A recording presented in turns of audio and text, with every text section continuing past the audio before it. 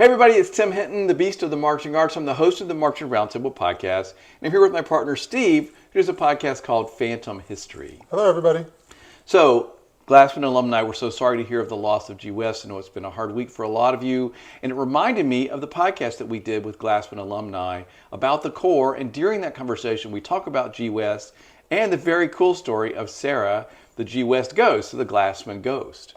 Right, everybody seems to have a ghost story, which is what my podcast, Phantom History, is all about. So you can imagine when Tim shared the story with me, I was very interested in learning more. So what we're going to do here is we're going to share a little bit of the clip where the alumni talk about G. West, they talk about Sarah, the Glassman Ghost, and then hopefully you'll keep watching when the clip is over because we want to tell you how we'd love to be able to talk to you more about Sarah, the Glassman Ghost. So here's the clip. Oh yeah, even before that, early to mid '90s, as we were making our climb, there were nights at G West, the Glassman rehearsal site, out in the middle of nowhere. Literally, you were surrounded by cows. But there were nights. You cannot talk about the history of the Glassman without talking about G West. Yeah, you can. No, you cannot. They even made a T-shirt. If some of you may remember, I think it was late 2012, maybe a year before that. The old school T-shirt, which had the silhouette of the school that was our rehearsal site. And I have one of those because that building, that was the most important school building outside of the actual schools I went to growing up. But we would rehearse as late as we could. I mean, there were nights when the cops had to come and shut us down because there were neighbors calling. Now, when I say neighbors, of course, I'm talking people miles away because it's flat, it's farmland, and our sound was projecting. So they would call and say, look, you got to shut them down. I'm trying to get some sleep. So we would go until 10, maybe even 11 o'clock if we could, especially during the summer before tour started. I would love to hear some G West stories. Did you all stay there? Bruce, did you stay there? Yeah. How long did they have Chesterfield? They had it right up until the Corps folded, and they had to sell it off as part of the bankruptcy auction. The later years, I know once the building started showing its age, and it was just harder and harder to maintain, and Brian had to start using places like Morenci up in Michigan as rehearsal sites, and eventually just had to run the whole camp there.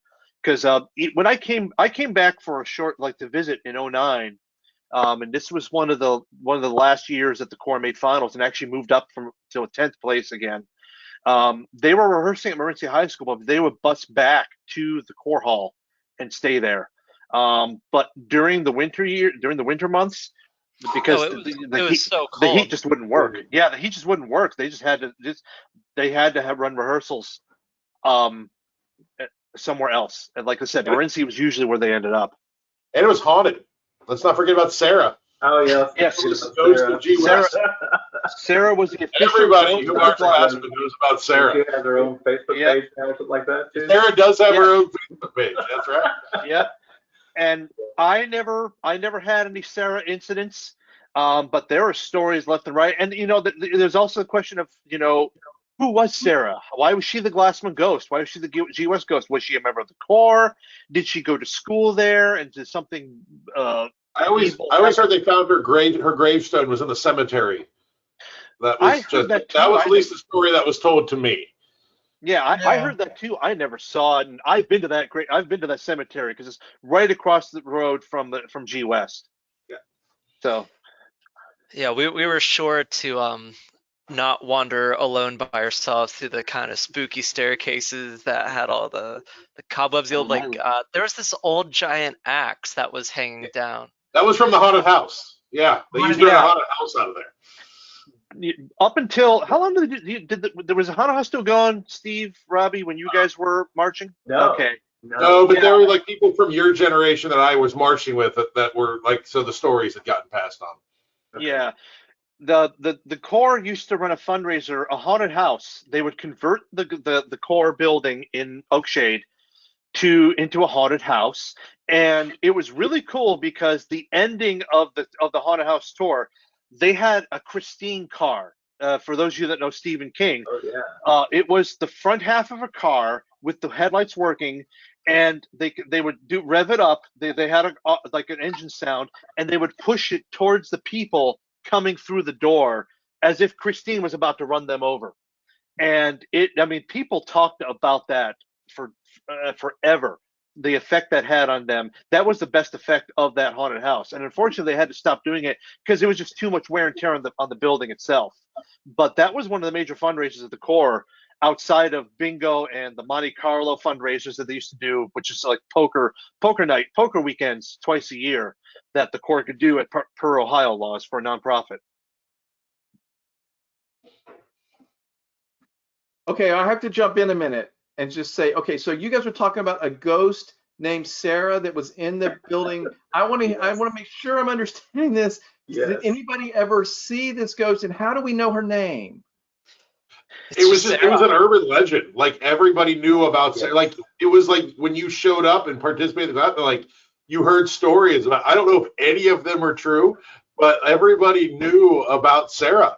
And I used to think it was something that they used to tell us to keep us from like staying on campus. Just like, don't go anywhere, just go to bed. I mean, I was always tired. I was like, I don't care about anything but ghosts.